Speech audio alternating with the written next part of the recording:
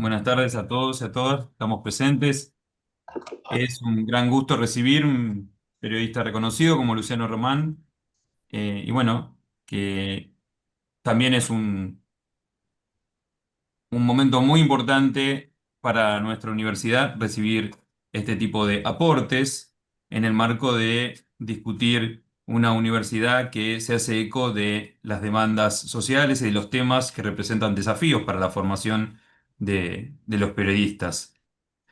En esta oportunidad, en la charla webinar, nos acompaña el decano de la Facultad de Diseño y Comunicación, el licenciado Hugo Gariglio, a quien antes de darle la palabra, quisiera referir a una conversación previa que tuve con él y señalar que nos pone muy contentos, en este caso desde la Secretaría de Extensión, este tipo de eventos que Laura en particular promueve en forma permanente. Entonces, agradecerle especialmente a la licenciada Laura Romoli. Volverte a agradecer, Laura, por ser una constante promotora de actividades de extensión y, bueno, como decía, este tipo de iniciativas están confirmando que somos una comunidad académica que trasciende el ámbito de lo institucional para aportar en relación con las demandas de la actualidad y del tiempo presente. Le doy un pase de palabra al licenciado Hugo Garillo, decano de la Facultad de Diseño y Comunicación. Bueno, gracias Diego. Ya en la previa estuvimos charlando con Luciano. Hago mías las palabras de Laura y las tuyas. Es un verdadero placer tenerlo acá, Luciano Román, un periodista de los quilates de él. Nada, todos aprendimos a conocerlo en el día del día y ahora a través de la Nación, así que nada, muy contento, tenía muchísima expectativa, se lo había comentado a Laura, que le venía reclamando, ¿cuándo viene Luciano? ¿Cuándo viene Luciano? Bueno, así que un gustazo y un lujo. Le dejamos la palabra a Luciano y lo escuchamos. Gracias. Bueno, al revés, el agradecido soy yo. Es un gusto compartir este espacio en la Universidad del Este, que, como decíamos al principio, está conquistando una referencia de prestigio académico en La Plata y eso es especialmente valioso en una ciudad de larga tradición universitaria como la nuestra, que una universidad nueva venga a promover y a proponer una oferta académica innovadora y diversa es un orgullo que además se inscribe en esta tradición que nos caracteriza a los platenses y que es la esencia de la ciudad. Así que el gusto es mío y bueno, quedo a disposición para la conversación que Laura nos propone sobre los desafíos del periodismo. Bueno, yo les agradezco a todos, ya que estamos todos agradeciéndonos entre nosotros. Yo tampoco no me quiero quedar atrás, le quiero agradecer a las autoridades de la universidad, de la facultad, a Hugo, a Diego, a Luciano, por supuesto, por hacer esto posible. A mí se me ocurrió que esto tenía que ser un webinar, que esto tenía que ser online precisamente porque esta propuesta académica es online y lo que yo descubrí, habiendo estudiado en hace más de 20 años de manera presencial, cuando ni siquiera Google existía para nosotros, es que las posibilidades las barreras que elimina la posibilidad de estudiar online son infinitas y tenemos muchos alumnos que, insisto, son no solamente de diferentes lugares del país, sino que están estudiando en otros lugares del mundo. Tenemos una alumna en Australia, tenemos una alumna en Londres, tenemos dentro del país en Puerto Madryn, tenemos una alumna en Colombia. Y entonces esta nueva modalidad vence barreras y me pareció que la forma de hacerlo era esta. Primeramente, después de agradecer, contar por qué esto es un webinar. Segundo, quiero decirlo por qué es para esta fecha. Estamos celebrando el Día del Periodista y si tengo alumnos acá en la sala o hay alumnos que posteriormente van a ver y espero que lo hagan con mucha atención esta charla que vamos a tener hoy, el Día del Periodista no es para poner en escena al periodista. El periodista nunca está en escena, nunca está en el escenario y nunca es protagonista. Los protagonistas son las historias. Pero en este caso, el protagonista es el periodismo. Y para hablar del periodismo, considero que uno de los grandes referentes que tenemos a nivel nacional es Luciano Román, con una trayectoria de más de 30 años que le da ese lugar, que la tuvo, se formó, él, además de periodista, es abogado, se formó en la redacción del diario El Día y hoy dirige una de las redacciones más importantes del país, como es la redacción del diario La Nación. Nos honra a todos los que los conocemos y a los que somos vecinos tenerlo a Luciano como referente, pero además poder aprovecharlo en algo que denominé café virtual para que sea relajado, para que podamos preguntarle a aquellos que en otras ocasiones no nos animaríamos a preguntar, aunque sí lo leemos y lo seguimos a través del diario La Nación. Antes de darle la palabra a Luciano, que es importante, acá yo quisiera decir que, bueno, el 7 de junio se conmemora la fundación de la Gaceta de Buenos Aires, que fue fundada con el espíritu de consolidar la ciudadanía en una patria que comenzaba y con el lema de que el pueblo debía conocer los actos de sus gobernantes. Me parece que eso está más vigente que nunca, a pesar de que haya sido 1810 en el momento en el que con ese espíritu se fundó. Eso no lo tenemos porque a veces hablamos del Día del Periodista y ponemos sobre el tapete otras cosas y olvidamos recordar esto. Pero además, decir que yo tuve el privilegio de formarme con Luciano Román como jefe. Hay dos cosas que a mí me marcaron que van más allá de la universidad y esto se lo quiero transmitir a los alumnos que además suelen escucharlo de mí en distintas clases o en distintos comentarios. Una fue cuando empecé a trabajar en el diario El Día, hace 18 años, la que ya no está entre nosotros, pero que también quisiera mencionar, la ex prosecretaria del diario El Día, Marisa Álvarez. A mí un día que yo estaba muy confundida con lo que tenía que hacer, con esa responsabilidad de ser nueva, de tener que escribir, de ese peso de que una línea que yo escriba podía modificar al otro día la realidad de una persona si yo la escribía con liviandad, y un montón de dilemas filosóficos que me hacía cuando no hay tiempo, cuando hay que cerrar una edición, y a su vez con estas tensiones que son naturales entre el periodismo y el poder. Me acuerdo que le conté lo que había visto, lo que me había pasado y el prurito que a mí me daba en escribir lo que tenía que escribir, y ella me dijo, a mí no me importa que se enojen, vos lo viste, eso pasó, escribilo.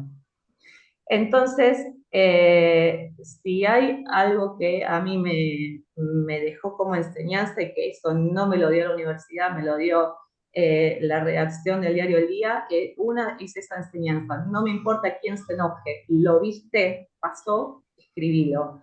Y la segunda cosa que quiero decir es que en esos líos que me hacía, en una crónica complicada, estaba, que además yo era muy vueltera y me costaba entender. También los periodistas siempre nos vemos envueltos en la polémica, trabajamos, el periodismo trabaja con la polémica, polémicas de cruces y entre cruces, y yo no sabía cómo escribirlo, y también, y estaba con que no sabía cómo plantear lo que había visto y cómo contarlo, y el secretario de redacción, mi jefe, estaba muy ocupado en ese momento, muy concentrado, y yo me senté para hacer una consulta, y entonces, claro, le cuento todo lo que había visto, y me miró, levantó los ojos y me dijo, ¿cuál es la pregunta? Y bueno, es que no sé qué hacer, y lo que me contestó fue, hay que hacer lo que hay que hacer. Y eso es otra frase que yo tampoco me voy a olvidar nunca, porque cada vez que uno se pierde, me parece que un buen periodista, y un buen periodista, un buen odontólogo también, ese que todos los días se pregunta cómo está haciendo lo que hace, el que lee, se lee al otro día y dice, ¿cómo pude haberlo hecho mejor? Y cuando uno está perdido en su práctica cotidiana y se pierde, escucho en mi mente la frase, hay que hacer lo que hay que hacer, y esa frase me la dijo Luciano Román. Estoy encantada de tenerte acá, emocionada por el afecto que te tengo, pero bueno, más allá de esto, A mí me gustaría empezar a hacerte preguntas, porque soy preguntona, ya todos lo saben, soy muy preguntona. Comenzate preguntándote algunas cosas que no sé si te las suelen preguntar, que son más bien personales y que no sé si todos sabemos tanto sobre esto. ¿Cómo comenzaste en el periodismo? ¿Qué te llevó a entrar en el periodismo? Bueno, primero muchas gracias, Laura, por la presentación generosa, que sé que desde el afecto. Yo empecé en el periodismo casi por casualidad, porque, bueno, como vos dijiste, yo estudié Derecho y, y mi perspectiva profesional pasaba más por la abogacía. Desde muy chico en el colegio secundario supe que iba a estudiar Derecho, tenía en eso una especie de mandato familiar, porque mi padre era abogado, y yo desde chico lo acompañaba al estudio y lo acompañaba a caminar tribunales, de manera que creía que ese era mi espacio natural para proyectarme profesionalmente. Estudié la carrera de Derecho, me recibí, pero siempre me cuesta definirme como abogado porque la verdad es que nunca he ejercido la abogacía y al mismo tiempo que empezaba la universidad, empecé a hacer una experiencia que pensé que iba a ser solo de verano en la redacción del diario El Día y ahí me enamoré del periodismo y me enamoré de un oficio que en esa época se ejercía de un modo que ahora nos parece artesanal, ¿no?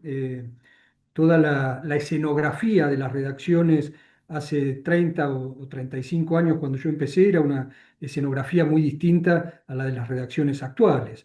Inclusive si las describiéramos en términos de objetos, de herramientas con las que trabajábamos en aquel momento, para muchos estudiantes de hoy de una carrera de periodismo parecería una descripción casi difícil de imaginar, ¿no? Y parecería más la descripción de un museo que de una redacción.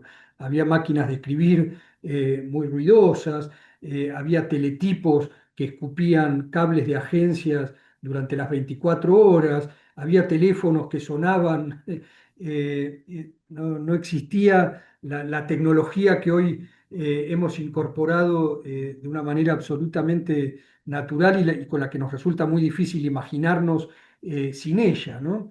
Bueno, en esas redacciones, además de piezas de museo, había una mística muy especial, había una atmósfera eh, intelectual muy vibrante, ¿no? Las redacciones de aquella época, digo, las redacciones históricas y hasta, yo diría, mediados eh, o hasta principios de este siglo, eran espacios en los que además de hacerse un diario todos los días, se vivía una mística y un clima de debate, de enriquecimiento, de discusión intelectual, de la que participaban muy apasionadamente periodistas enormemente cultos, que por ahí no tenían títulos universitarios, muchos de ellos, que se habían hecho en el oficio a través de la práctica y de la pertenencia a esas redacciones, pero que eran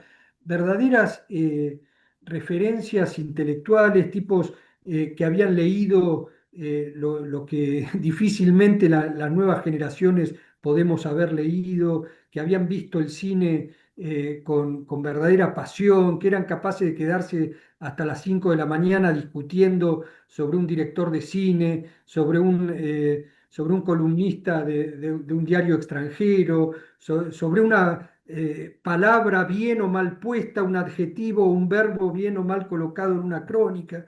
Bueno, esas eran las redacciones de aquellos tiempos y en la que yo tuve el privilegio de formarme y de conocer, porque eran verdaderas escuelas del oficio. Las carreras de periodismo, que hoy son seguramente indispensables para formarse en las herramientas que hoy requiere la profesión, son muy nuevas en términos de recorrido académico, ¿no? Y la verdadera formación de los periodistas se producía en las propias redacciones, donde los viejos asumían como un mandato natural y espontáneo de formar a los más jóvenes, ¿no? y esto se daba de una manera, ya digo, natural, comprometida, ¿no? Y yo tuve esa enorme suerte de integrarme a una redacción en la que latía ese clima, esa efervescencia, esa pasión, esa bohemia también, y donde siempre había uno que te decía, vení, pibe, y te corregía sobre unas hojas tabuladas en las que se escribía, ¿no? Que hoy también parecerían piezas de museo, y con un lápiz colorado te tachaban y te sugerían y te proponían, a veces sin mucha suavidad, ¿no? Porque también eran redacciones ásperas, donde, Eran donde ásperas. donde un jefe de sección o de redacción era capaz de agarrar una de esas hojas, hacerle un bollo y decirte, pibe, esto sirve para el canasto, ¿no? Y te la tiraba, una cosa que en las redacciones de hoy tendríamos mucho cuidado de hacer, porque las nuevas generaciones podrían sentirse La agredidas. generación de cristal no estaría preparada para tanto, Para un Luciano, pero vos bollo. sabés que yo Sí. para presentarte pretendí transmitirles a los que están compartiendo con nosotros algunas frases que a mí me quedaron cuando yo tengo dudas sobre cómo tengo que actuar, sobre cómo tengo que hacer las cosas. Digamos, ¿hay alguna enseñanza, algo que te quedó, alguna anécdota, algo que alguien te dijo en ese proceso de formación tuyo de aquellos años que vos te acuerdes y digas, esto yo no me lo olvido más? Sí, muchas, pero hay una en particular que siempre recuerdo y había un viejo periodista del día que llegó a ser subdirector del diario, se llamaba Ricardo Hueso Campo, y fue un gran maestro de periodistas.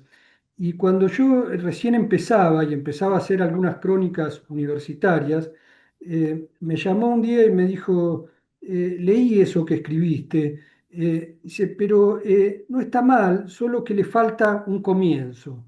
Dice, cuando una crónica le falta un comienzo, le falta todo. Me dijo, con esa contundencia y esa aspereza, ya digo, con la que se decían las cosas en aquella. Y me dijo, ¿vos leíste alguna vez Rayuela de Cortázar? Y yo le dije, no, todavía no había leído Rayuela. Me dijo, bueno, anda, comprá Rayuela, léela y la semana que viene charlamos, ¿no? Y entonces yo fui esa misma tarde, compré Rayuela de Cortázar, y cuando me llamó a los 3 o 4 días, me dijo, ¿cómo empieza Rayuela? Y yo me acordaba, empieza, ¿encontraría a la maga? Con esa pregunta, ¿no? Y entonces me dijo, ¿encontraría a la maga? ¿No te dan ganas de seguir leyendo? Sí, dije yo. Bueno, eso es una buena crónica periodística, cuando en la primera línea te dan ganas de seguir leyendo. Entonces, esto que vos habías puesto por el final, me dijo, había guardado esa nota que yo había escrito, tendría que ser el comienzo, porque ahí hay una pregunta que puede introducir la curiosidad y el interés por seguir leyendo. Y me quedó siempre esa anécdota, encontraría a la maga. Hoy me costaría reconstruir algunos otros aspectos de la novela compleja y apasionante de Cortázar, pero siempre me acordaré de esa primera línea, encontraría a la maga, y de lo que Ricardo Hueso Campo me dijo como una enseñanza pero después muchas cosas. Había un viejo editorialista del día que se llamaba Juan Francisco Lagomarsino, hoy su hijo sigue siendo periodista en el día, era de Mercedes. Y Lagomarsino, que también era de estos que te tachaban y te corregían los textos, me dijo, mira, pibe, hay que tratar de escribir como uno habla con su vecino. Dice, sin artificios, sin palabras rebuscadas, no poniendo yo había escrito el verbo manifestar, fulano manifestó, ¿no? Y me dijo, ¿vos a tu vecino le dirías, me manifestó tal cosa? ¿O le dirías, me dijo? ¿No? No, me dijo, le dije yo. Bueno, entonces en la crónica dijo, no manifestó. Y a mí también me quedó aquella cosa, nunca más volví a escribir el verbo manifestó o manifestar, porque me acuerdo de Lago Marcino que me sigue diciendo de algún lado que esas palabras artificiosas, esas palabras que creemos que son más formales, no deben formar parte de la crónica periodística, que por supuesto tiene que tener un lenguaje pulido, correcto, elevado en la medida de lo posible, pero sin rebusques, sin artificio, ¿no? Sin cosas que puedan resultar barrocas. Bueno, y ese estilo, que es una de las tareas, ¿no? de la formación periodística, encontrar un estilo de escritura, de narración, o aún en la oralidad, ¿no? De trabajar el propio estilo. Bueno, en el estilo del periodismo gráfico, de la escritura, encontrar esa diagonal entre un lenguaje propio que sea exquisito de algún modo y depurado, pero que no deje de ser sencillo, coloquial, accesible, me parece que es una clave fundamental. Y a mí me la enseñaron eh, con esos ejemplos, ¿no? De, bueno, ¿cómo le dirías manifestar a un vecino? ¿No? Entonces, tachá manifestar, ¿no? Bueno, y los periodistas, sobre todo cuando somos jóvenes y empezamos a escribir, nos parece que escribir en difícil es escribir bien. Y lo más, Sartre decía, la sencillez o la simpleza es la cortesía del filósofo, ¿no? Bueno, salvando las distancias, digo, en la sencillez, en lo coloquial, en el lenguaje llano, franco, transparente, hay un gran valor en la crónica periodística. Y eso se aprendía en aquella época en las redacciones, ya digo, con un lápiz colorado donde te tachaban y te marcaban con vehemencia algunas correcciones, ¿no? Así que a mí me enamoró del oficio aquella atmósfera de las redacciones bohemias, donde se estimulaba una gran curiosidad por todas las cosas, ¿no? La curiosidad como digo, por los libros, por el cine, por el deporte, por la política, por las tendencias sociales, ¿no? Eso que se discutía, que se preguntaba, que se indagaba. Bueno, el periodismo es, al fin y al cabo, desde aquel espíritu de la Gaceta de Buenos Aires, que rescataba recién Laura, hablando de los orígenes del Día del Periodista.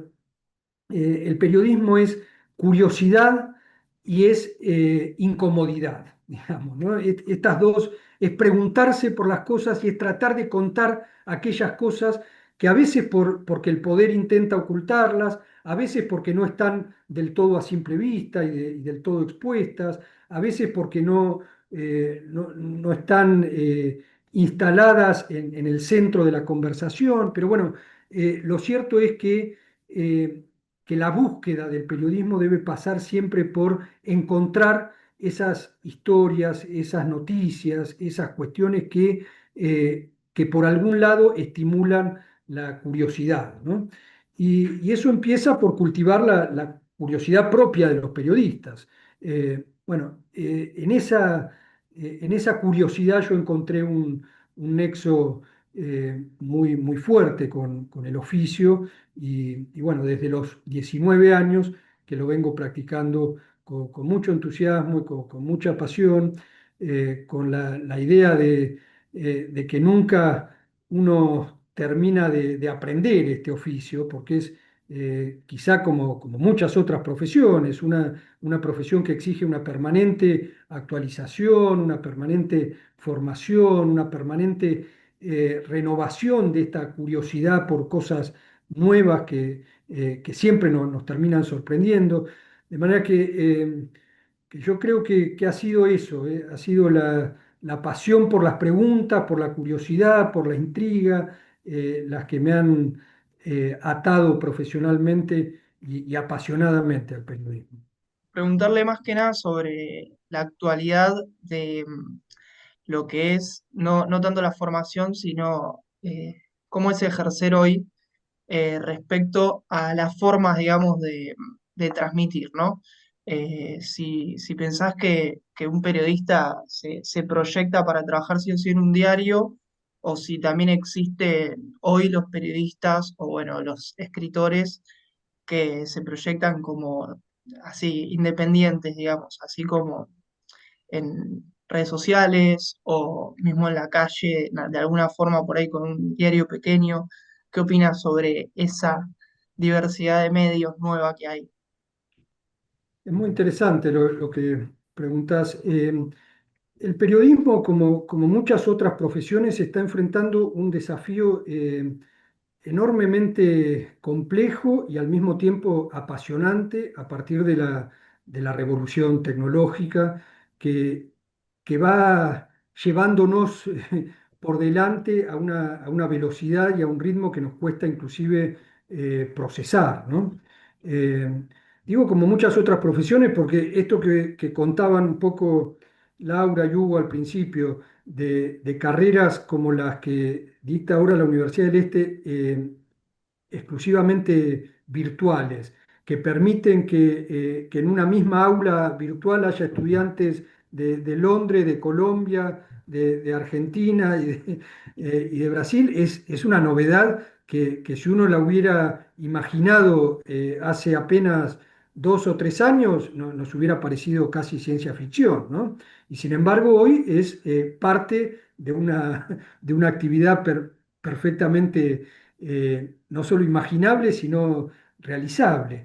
Bueno, esto está pasando en el ámbito universitario, está pasando en muchos ámbitos profesionales y está pasando de una manera muy impactante en el periodismo, donde las nuevas tecnologías abren perspectivas muy innovadoras para el periodismo tradicional y también variantes y alternativas para un nuevo ejercicio del periodismo como el que vos insinuás, bueno, a través del streaming, de las redes. Hoy cualquier periodista con un teléfono es un medio en sí mismo, ¿no?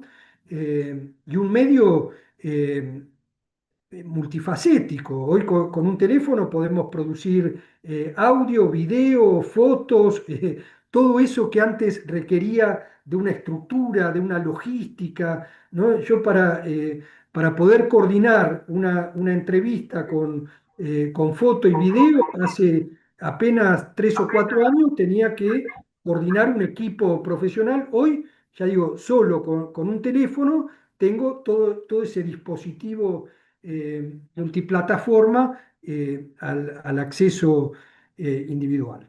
De manera que todo esto está generando oportunidades y alternativas interesantísimas, muy novedosas, muy versátiles, eh, que nos van a llevar a nuevas formas de ejercicio profesional, sobre las que recién me parece que empezamos a vislumbrar algunas cosas, ¿no? Todavía no hemos llegado a esos nuevos formatos.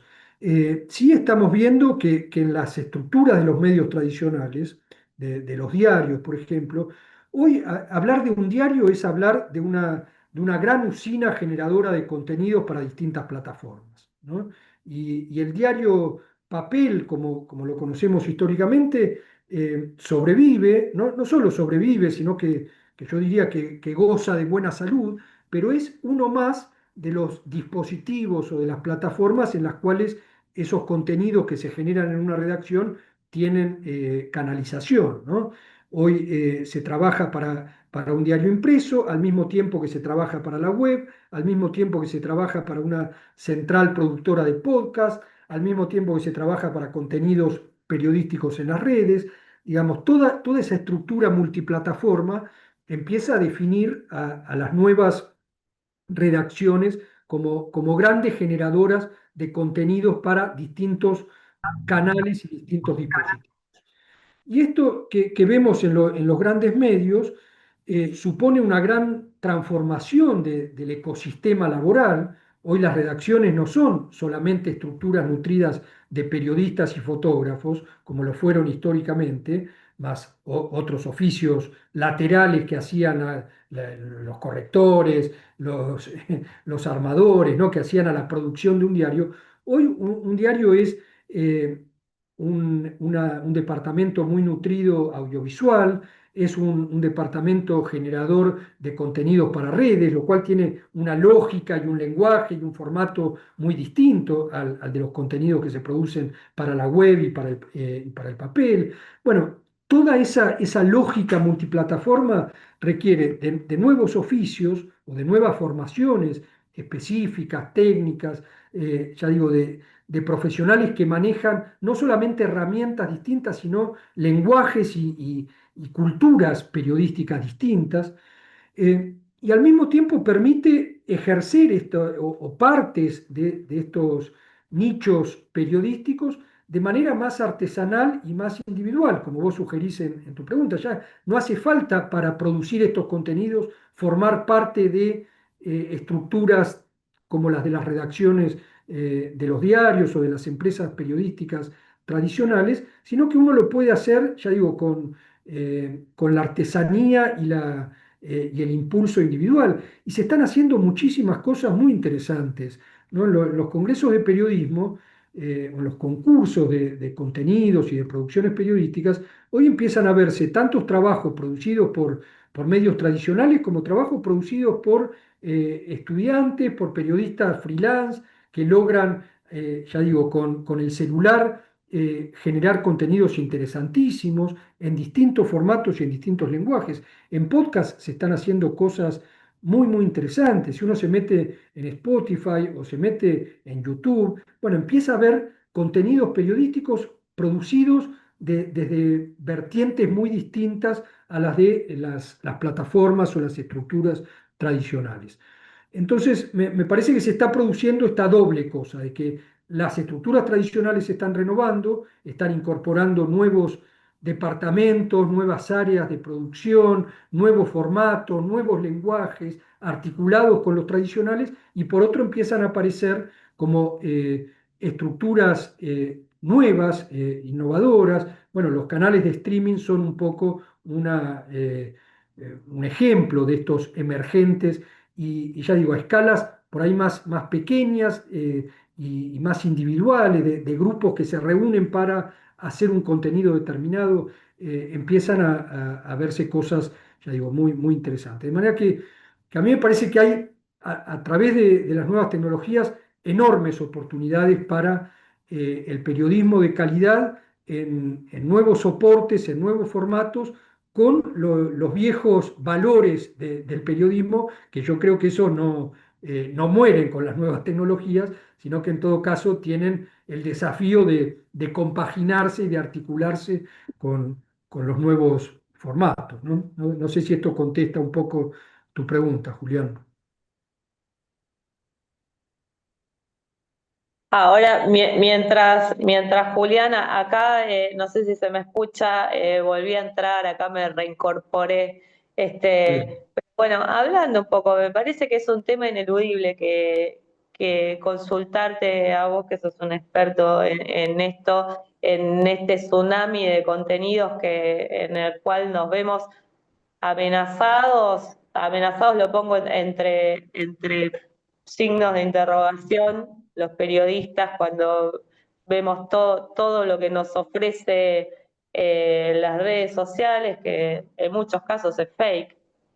Nuestro trabajo consiste, antes que informar, consiste en enterarnos y en chequear la información, en ser responsables con lo que tenemos y nos enfrentamos a una ola gigante del rumor, de la noticia falsa, e incluso ahora te añadiría para preguntarte como una cosa muy desafiante, la inteligencia artificial y todo lo que la inteligencia artificial, yo creo que lo podríamos comparar con una gran inundación donde nosotros tenemos que potabilizar el agua. Lo primero que falta es el agua potable, la tenemos que potabilizar nosotros y parece que estamos en desventaja frente a una ciudadanía que no sé si nos elige. Es muy buena esa metáfora de la inundación y la potabilización del agua. Yo creo, Laura, que las redes desde hace más tiempo y la inteligencia artificial desde hace menos eh, son parte de este desafío gigantesco y complejo al que aludía antes para el periodismo. A mí me parece que ofrecen, que representan algunos riesgos, por supuesto, o puede plantearse, como vos lo hacías, en términos de amenaza en algunos aspectos, pero también ofrece oportunidades enormes.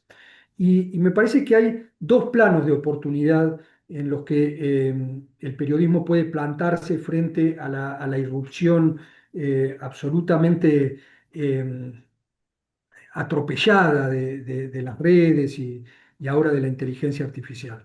Una es la oportunidad de aprovechar esas herramientas en beneficio del buen periodismo, ¿no? Las redes en ese aspecto abren un canal infinito de información que muchas veces puede ser valioso y muchas veces de hecho es valioso para nutrir la perspectiva, la visión, la información del periodista, ¿no? O sea, los periodistas no podemos prescindir de las redes hoy para hacer nuestro trabajo, porque ahí hay un flujo enorme de información que debe ser útil y debe ser procesado y debe ser valorado y filtrado de alguna manera por el periodista. Pero debemos estar siempre atentos y conectados, porque ahí hay un gran flujo de la conversación pública que hoy pasa por las redes sociales. Y por otro, digo, nos ofrecen la oportunidad de afirmarnos en el valor esencial del periodismo, que es el valor de separar la paja del trigo. El periodismo tiene que ser capaz de decir en ese océano infinito de información donde se mezcla lo verdadero con lo falso, lo exagerado con lo razonable, lo probable con lo seguro, no sé, todo aparece mezclado eh, en un ducto gigantesco. Bueno, el periodismo tiene, como lo ha tenido siempre, pero hoy con mayor desafío todavía, el deber de decir, bueno, ¿cómo, cómo filtramos esta información? ¿Cómo jerarquizamos las cosas para tratar de proponer una idea de qué es lo importante y qué es lo accesorio, qué es lo que es cierto y lo que no, qué es lo probable y lo improbable? Bueno, en eso hay, ya digo, una enorme oportunidad para el periodismo. Y yo creo que hoy quizá estamos en la mitad de este proceso de transformación o en el medio de ese proceso, pero va a llegar un momento en el que la ciudadanía va a demandar con mayor énfasis del que probablemente veamos hoy, que el periodismo aporte esta perspectiva.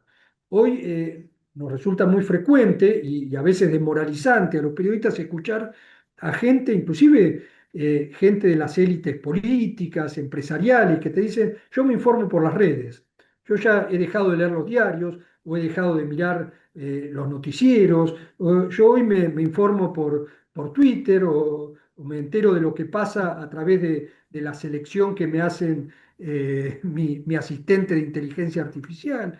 Bueno, Sí, sí, o un influencer. A veces bueno, sentimos que estamos compitiendo con un influencer. Bueno, sin embargo, yo creo que precisamente ese sector de la ciudadanía que hoy probablemente esté seducido por lo que las redes proponen, en algún momento va a demandar que sea el periodismo el que le proponga una jerarquización de ese caos informativo y le proponga, ya digo, una certeza en ese mar de incertidumbre. La inteligencia artificial nos está proponiendo lo mismo, una formidable herramienta para utilizar en beneficio propio. Hoy en el mundo y en los diarios, en las empresas periodísticas más sólidas y más evolucionadas del mundo, se están haciendo cosas realmente interesantes con inteligencia artificial. Permite procesar información a una velocidad que resultaría imposible hacerla de manera artesanal. Esto nos da posibilidades que hasta hace 5 minutos en términos históricos no teníamos o resultaban.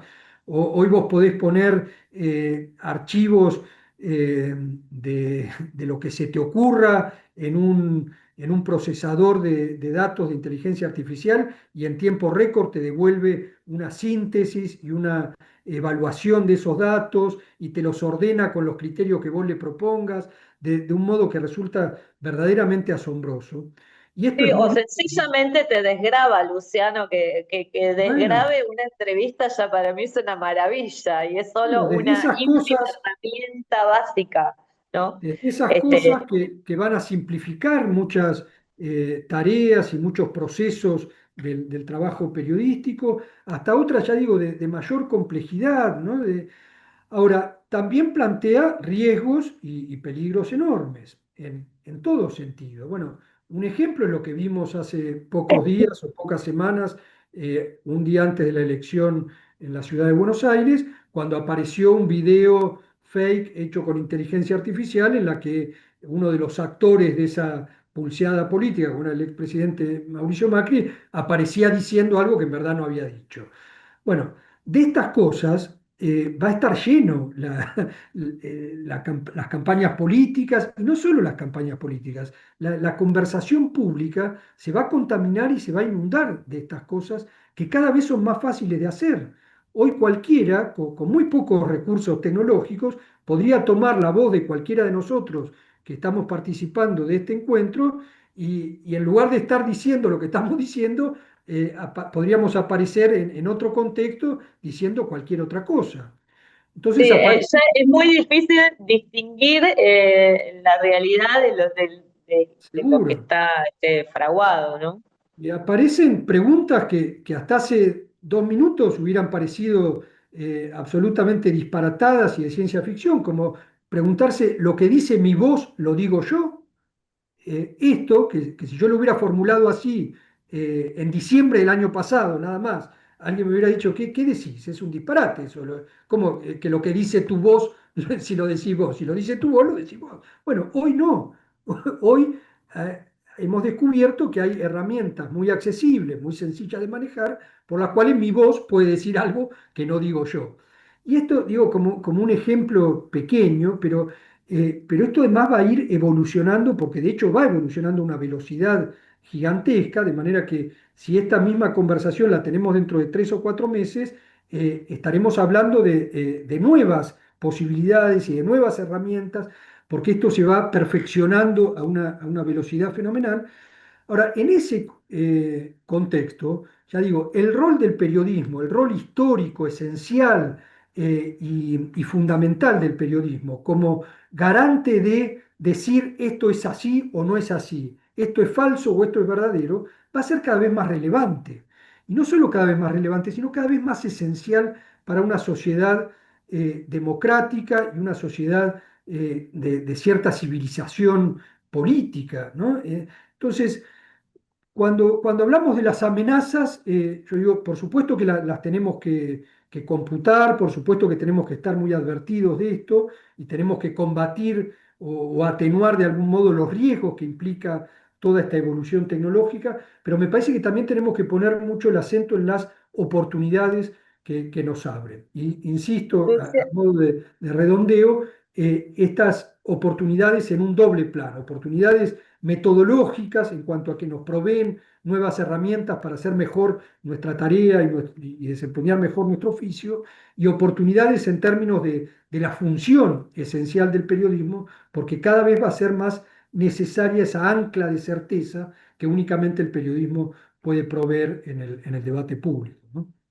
Luciano, en este contexto que describís de tsunami de contenido, de tsunami de información, vos mencionaste la necesidad de un periodismo de calidad, que es un periodismo que cotiza en alza y que además es el periodismo que pregona el diario del cual vos sos directivo, que es uno de los diarios más prestigiosos del país precisamente por su credibilidad. Mi pregunta es, hablamos de algunas herramientas tecnológicas, pero yo más allá de las herramientas lo que te quiero preguntar es cuáles son las habilidades que tenemos que tener los que queremos ser buenos periodistas para transitar el camino hacia un periodismo de calidad. Bueno, ahí yo creo que está el gran desafío, Laura, ¿no? En esto de que el periodismo defienda un sistema de valores. Cuando hablamos de periodismo de calidad, yo creo que antes del contenido específico, particular de los contenidos periodísticos, hablamos de un núcleo de valores éticos, ¿no? El periodismo de calidad es básicamente un periodismo de principios, de apego a la verdad, al rigor, sobre todo al rigor.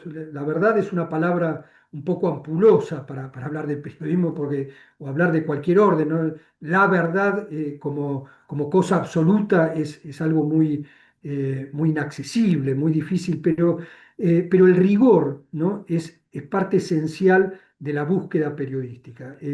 Los periodistas tenemos que ser, ahí alguien decía, Pablo, creo, en un mensaje, la responsabilidad del periodismo, la responsabilidad en la búsqueda de la certeza, esto que nos conecta con las cosas más básicas del oficio, ¿no? Con chequear casi de manera obsesiva que lo que decimos sea efectivamente como es, ¿no?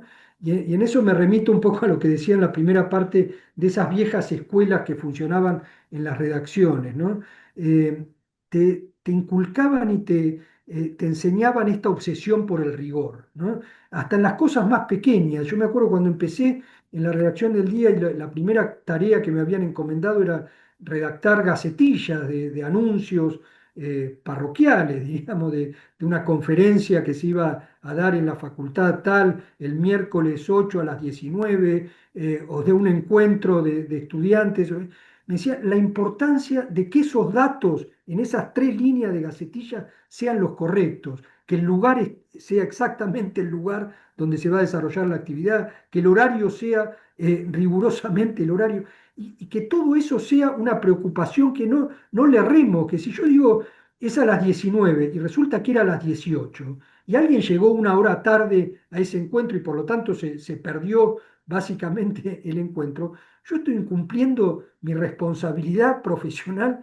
Digo, y esto que parece una cosa minúscula, pequeña, bueno, en eso reside el gran valor del periodismo, ¿no? En la rigurosidad y la responsabilidad con la que manejamos la información. Desde esa pequeña información parroquial, ¿no? En la que anunciamos una actividad y tenemos que asegurar, hasta en la descripción de cualquier hecho, ¿no? Alguien me dijo en esa etapa inicial de mis primeros palotes profesionales, mirá, pibe, si vos describís que el choque que ocurrió acá en la esquina y decís que el auto que venía por la derecha era azul y el otro que venía por la izquierda era colorado, tenés que tener la absoluta certeza de que eso es efectivamente así. Entre otras cosas, porque vos no sos el único que vio eso.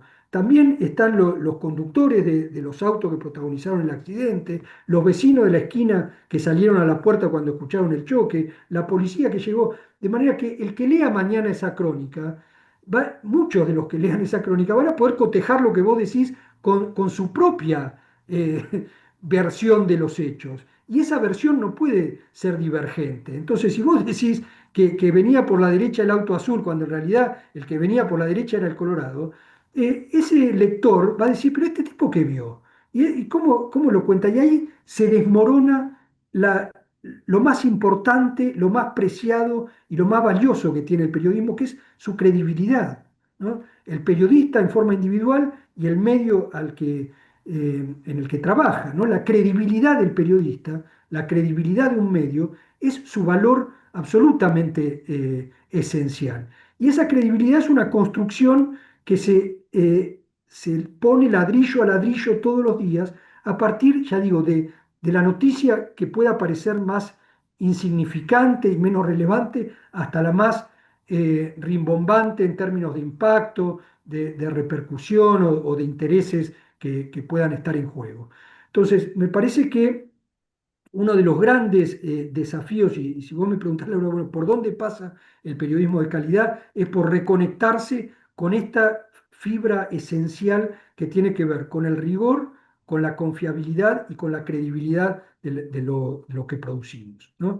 Después hay, por supuesto, mucho más. Hoy el periodismo de calidad es aquel que logra su cometido en términos de lo que mencionábamos antes, de revelar cosas que por alguna u otra razón intentan ser ocultadas, ¿no? Y bueno, ahí es donde el periodismo marca su verdadera función también en una sociedad donde la prensa juega un contrapeso y un rol fundamental, ¿no?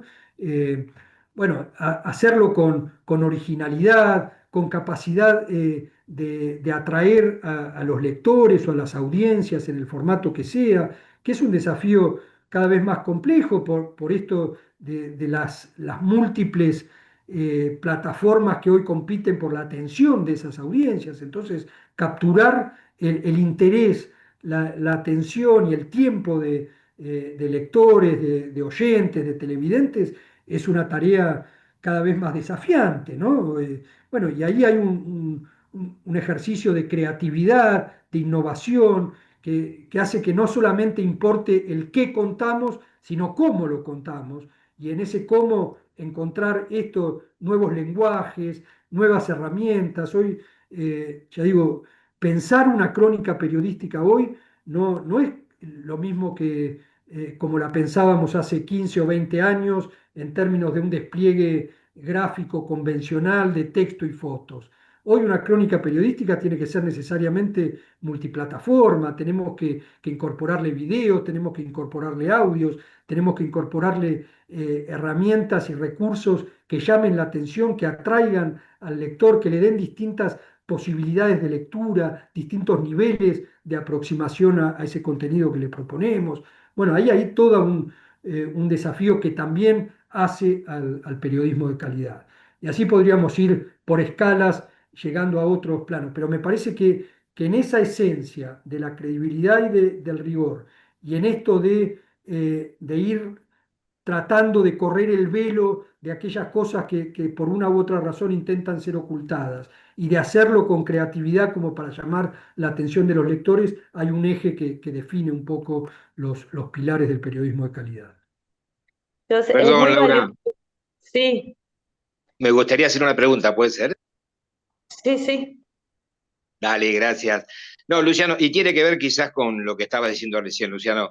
El miércoles pasado tuvimos la oportunidad que nos visitó Mario Riorda acá en la Universidad del Este, y él decía, hablando de la comunicación política en tiempos de incertidumbre, hablaba de que hay una naturalización de lo ultra, y eso, entre otras cosas, genera una tendencia a que la sociedad se divide en tribus, ¿sí? Y cada tribu miraba sus programas de televisión, de streaming, escuchaba sus programas de radio, y bueno, no salía de ahí cada tribu. ¿Vos creés que los periodistas también están divididos en tribus que producen lo que gusta a cada una de las tribus? Es muy de fondo esa cuestión, Hugo, porque efectivamente yo creo que el periodismo tiende a reflejar algo que existe en la sociedad y que lo excede al periodismo, que es esto de la fragmentación, ¿no? Vivimos en sociedades cada vez más fragmentadas, cada vez más polarizadas, donde los espacios de interacción y de integración tienden a debilitarse y se fortalecen esto eh, las tribus. Eh, en términos de comunicación o de periodismo, eso también tiene como una denominación académica y un fenómeno que es estudiado en el mundo, que es cómo el periodismo tiende a configurarse como cámaras de eco, donde las audiencias en realidad buscan algo que revalide sus ideas preconcebidas y le cuesta exponerse a ideas que lo desafíen en términos de lo que piensa. Eh, bueno, ahí hay efectivamente un gran riesgo que yo creo que deriva o que han potenciado en buena medida las redes sociales, las nuevas herramientas tecnológicas. Hoy eh, los algoritmos con los que convivimos casi sin darnos cuenta muchas veces, tienden a reforzar estas cámaras de eco, ¿no? Si nosotros hiciéramos acá un ejercicio de buscar, hacer una búsqueda en Google de no sé si yo pusiera en el buscador de Google Francia, por ejemplo, y Julián, que lo veo ahí y que es de una generación muy distinta a la mía, pusiera también Francia, a los dos nos aparecerían automáticamente cosas distintas, porque el algoritmo me devolvería a mí cosas vinculadas a mis búsquedas anteriores y a la suposición de cuáles son mis intereses, y le devolvería a Julián cosas muy distintas vinculadas a sus propias búsquedas.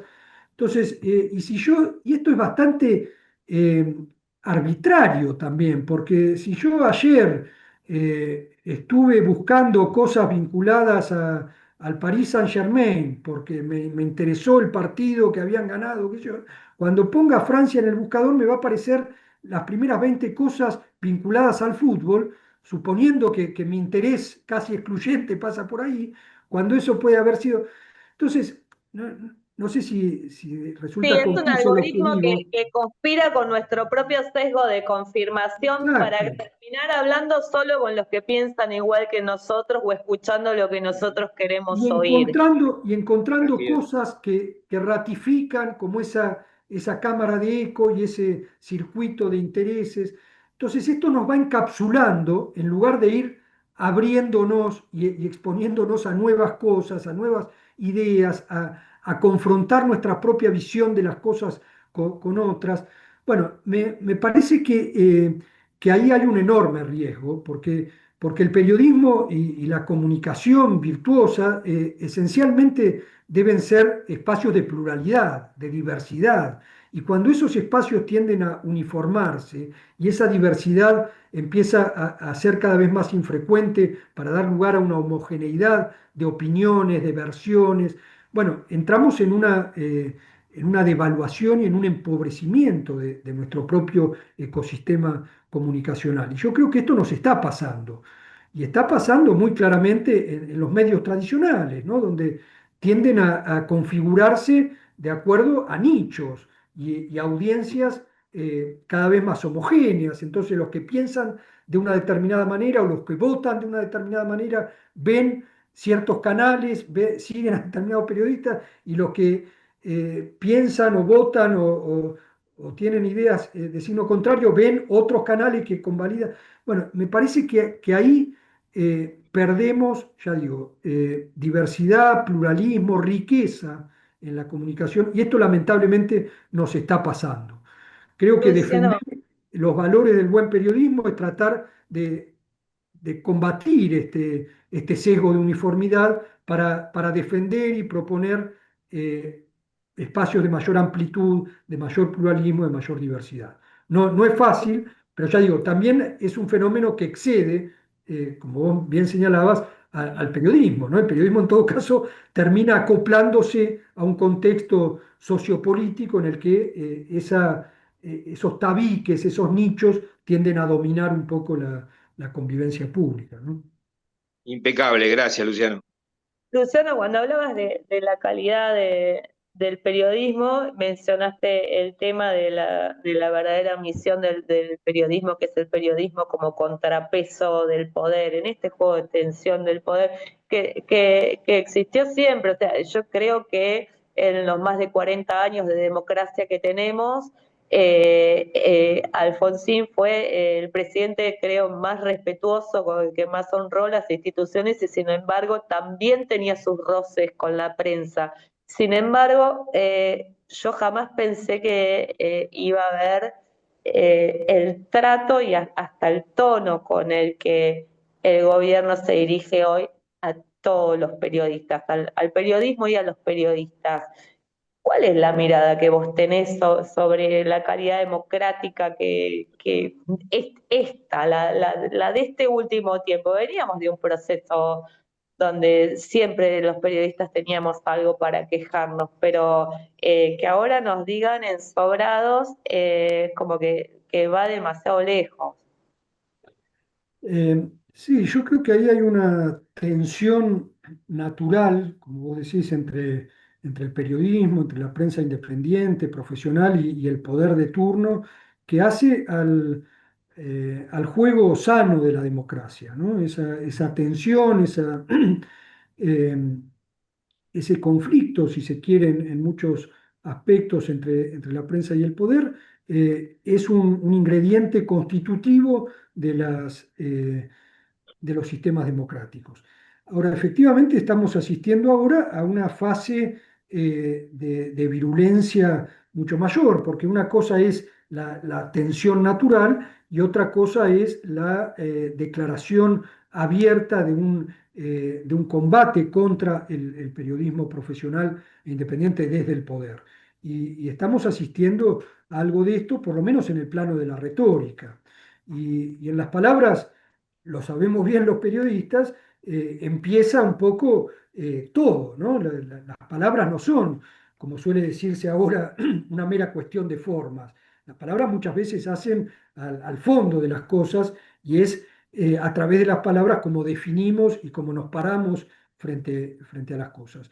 Las palabras que utiliza el poder hoy para el periodismo son palabras violentas, son palabras de descalificación general, en la que se ataca a una profesión colectivamente. Esto incorpora un lenguaje que yo creo que debería estar absolutamente ausente del lenguaje de cualquier gobierno, como es la palabra odio, ¿no? Esto de que el propio presidente haga suya esta frase tan desafortunada, y yo diría algo más que desafortunada, no odiamos lo suficiente a los periodistas, me parece que es el indicador de una ruptura, de un pacto de respeto democrático que me parece que se está resquebrajando a partir de esta virulencia, de esta agresividad.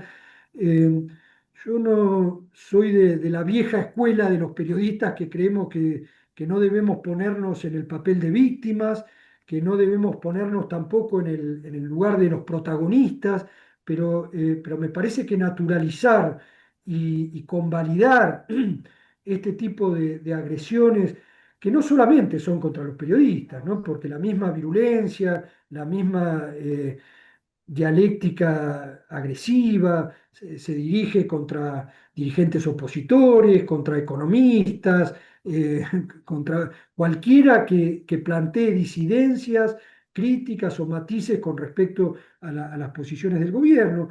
Y me parece que ahí, ya digo, hay una ruptura de un código de convivencia a la que deberíamos prestarle mucha atención y que debería ponernos muy en alerta, porque la calidad de la convivencia es un valor esencial de una sociedad. Yo digo, eh, podemos mejorar y ojalá mejoremos en el plano económico, podemos mejorar en términos de calidad de determinados servicios públicos y ojalá esto ocurra, todavía no lo sabemos, pero nada de eso puede ser a expensas de de cierto código de respeto elemental en la convivencia pública. Me parece que no hay nada que justifique ni permita naturalizar una ruptura semejante. Y yo la verdad es que lo veo con mucha preocupación. Luciano, antes de dejarle la palabra a quienes quieran hacerte preguntas, yo tengo una serie de preguntas que me traen mis alumnos que te siguen, leen tus columnas, te admiran. Y entre todas esas preguntas, las que me anoté acá porque que te quieren hacer es para tener ese tono tan reflexivo, tan agudo e incluso también literario, ¿con quién te formaste? ¿Cuál es tu influencia? ¿Cuál fue el escritor con el que vos te fuiste haciendo? Porque parte de poder escribir bien también es leer bien de cómo hiciste para llegar a escribir tan bien. Terminaría siendo en términos sencillos la pregunta que me quieren hacer. Bueno, muchas gracias. Pero yo creo que los periodistas tenemos que ser grandes lectores. Y esto es parte de lo que mencionaba al principio de la curiosidad como valor esencial o como combustible esencial de los periodistas, ¿no? Y ser buenos lectores es, además de un ejercicio práctico, digamos, es una actitud ante la vida, ¿no? Porque ser buen lector es aprender a escuchar, ¿no? Es aprender la humildad de que podemos tomar cosas de otros, ¿no? Y de que el valor no está en lo que nosotros pensamos, en nuestras propias ideas, sino en lo que podemos encontrar y cosechar a través de la lectura, a través de la observación de otros que lo han hecho mejor que nosotros, ¿no? Entonces, yo en alguna época que daba clase de introducción al periodismo, siempre les decía a los estudiantes que empezaban la carrera, bueno, la primera preocupación de ustedes, si es que no lo son todavía, debe pasar por convertirse en lectores sistemáticos, constantes y al mismo tiempo diversos, ¿no? Porque, ¿qué es lo que tiene que leer un periodista? Todo lo que pueda, ¿no? Todo lo que pueda. Empezando por los propios diarios, por supuesto, empezando por leer a otros periodistas, que es algo bastante elemental, pero bastante poco frecuente, ¿no? Vuelvo a remitirme a aquellas viejas redacciones donde una de las primeras cosas que te decían es, pibe, llegá y lee el diario desde la primera hasta la última página. Y recién después que termines de leer el diario, empezá a trabajar. Pero el primer paso del trabajo cotidiano tiene que ser leer el diario, cosa que, ya digo, puede parecer muy básica, muy elemental, pero sin embargo no es tan frecuente. Y después leer ficción, leer ensayo, leer historia. ¿Qué estás la- leyendo vos ahora? ¿Se puede contar? Bueno, ahora estoy leyendo siempre dos o tres cosas al mismo tiempo. Ahora estoy leyendo un libro que salió hace muy poco de una periodista de La Nación, Maya Jastrzeblanski, que escribió con otro periodista, Manuel Jove, es un gran perfil de Santiago Caputo, de la gran figura del monje negro, así se llama el libro, el monje negro del gobierno. Y es una biografía muy bien documentada y con muchos antecedentes, pero al mismo tiempo estoy leyendo el libro póstumo de Beatriz Arlo, que escribió como una especie de diario íntimo y que se publicó pocos meses después de su fallecimiento el año pasado. Y estoy leyendo al mismo tiempo, casi terminándolo, el último libro de, para mí, uno de los grandes escritores españoles contemporáneos y que siempre recomiendo muchísimo a los estudiantes de periodismo, que es Javier Cercas. Cercas ha escrito novelas y crónicas en una mezcla muy original, en un estilo y un género muy propio. Uno de sus primeros libros se llama Anatomía de un instante y cuenta un instante histórico, un instante político, que fue el intento de golpe de Estado en España, de Tejero, un militar que intentó dar un golpe de Estado en el recinto del Congreso, y el presidente en aquel momento, de la época post-franquista, recién salido España del régimen franquista, el presidente era Suárez. Cuando Tejero irrumpe en el Congreso, en el recinto del Congreso de España, con ametralladora en mano y con todos los diputados se tiran al piso, en un acto reflejo, pero de cobardía, por cierto, y Suárez, que estaba en la primera fila, se queda sentado y se pone de pie, ¿no? Y entonces Cercas escribe la anatomía de ese instante, de ese hombre que se mantuvo de pie cuando todos se tiraban al piso, y a partir de eso construye una pintura histórica, política, psicológica, muy original y muy interesante. Es un libro hermosísimo. Pero bueno, yo he tratado de leer casi toda la obra de Cercas, que ha escrito cosas, ya digo, muy diversas, y su último libro es un viaje en el que acompañó al Papa Francisco a Mongolia. Cercas, entre otras cosas, es un ateo reconocido y que se define a sí mismo como ateo militante, y fue convocado por el Vaticano para proponerle que acompañara al Papa Francisco a uno de sus últimos viajes, que fue un viaje muy particular a Mongolia.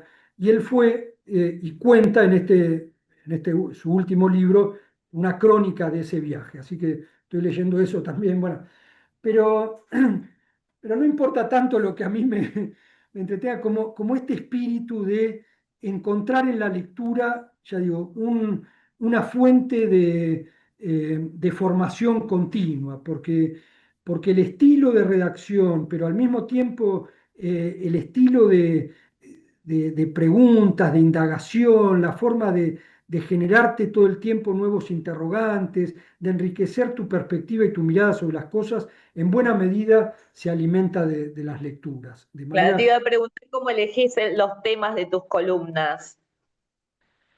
y trato de estar muy atento a los temas de la conversación y a los temas de la conversación coloquial, ¿no? Yo digo, aunque parezca muy simplón, que trato de ser de prestar mucha atención y parar mucho la oreja en las sobremesas, en la sobremesa familiar, en la sobremesa con amigos, porque uno ahí toma un poco el termómetro de por dónde pasan algunos temas de conversación.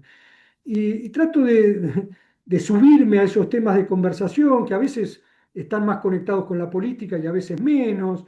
Trato de que no estén necesariamente conectados con la política para proponer una mirada que nunca creo que sea ni aproximada a una verdad absoluta, ni a una cosa, simplemente una perspectiva, una mirada que pueda, en el mejor de los casos, aportar una perspectiva sobre esos temas de conversación. Y esto es lo que trato de hacer todas las semanas en una columna que escribo los jueves en La Nación. No, pero refleja el trabajo de un gran observador. Luciano, yo te quiero agradecer. No, me respondiste todo, viste que yo soy preguntona y pregunto por acá y por allá y todo lo quiero saber. Y pudiéndote tener, o sea, teniendo un maestro del periodismo, siempre cuando uno está enfrente de alguien que sabe, lo que tiene que hacer es exprimirlo para sacarle todo el jugo posible, hay que aprovecharlo. Esto es así, y así que bueno, yo por mi parte, más que agradecida que compartas esto con nosotros. Y no sé, Lourdes, si hay preguntas, si alguien quiere hacerle alguna pregunta, aprovechemos lo que en este café tan generoso que él tuvo con nosotros pudo compartir un montón de cosas que nos enriquecieron.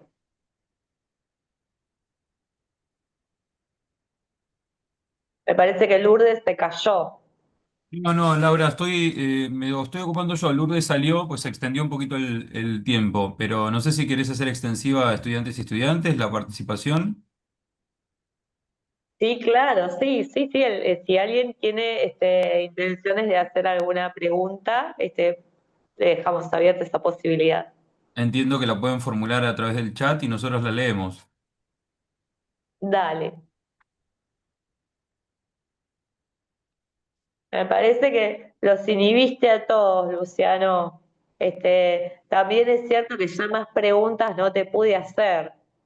Pero bueno, nada, No, ya te digo, por mi parte, agradecerte. Para mí es difícil preguntar, dice Luis Emiliano Pereira. Luis Emiliano, que alumno mío también, un gran alumno. Para mí es un privilegio tenerte acá y es un privilegio aprender al lado tuyo, aprender mirándote trabajar. Y todo lo que tenemos que aprender, ¿no? O sea, me parece que aprender es la clave también del periodista, porque está todo el tiempo curioso, todo el tiempo queriendo conocer, pero yo digo, uno pregunta porque no sabe y quiere saber, y de la pregunta vivimos también. Así que por mi parte, nada, más que seguro. agradecida por tanta generosidad y orgullosa. Déjame decir, Laura, para los estudiantes, ya digo, yo recién hablaba de la lectura y de la vocación por convertirse en lectores sistemáticos. Yo digo que todo lo que podamos hacer para estimular nuestra curiosidad, que no solamente pasa por los libros, ¿no? Pasa mucho por el cine, bueno, ahora por Netflix, donde hay cosas interesantísimas que nos abren todo el tiempo ventanas. El universo riquísimo que hay para rastrear en Spotify, en YouTube, ¿no? Donde uno puede escuchar conferencias de Borges, cosas que antes resultaban absolutamente inaccesibles y hoy están a un clic de cosas. Yo como viajo todos los días de La Plata a Buenos Aires, he hecho un ejercicio de aprovechar esa hora de viaje, sobre todo a la vuelta, escuchando cosas que voy buscando en Spotify y realmente es un universo muy, muy interesante y muy rico, ¿no? Porque, ya digo, se pueden escuchar cosas maravillosas que han ido, bueno, en Netflix ir a los museos, que yo trato de inculcarles a los chicos jóvenes que por ahí no tienen ese hábito, pero en La Plata hay museos interesantísimos. Todo eso enriquece eh, y abre nuevas ventanas y nuevas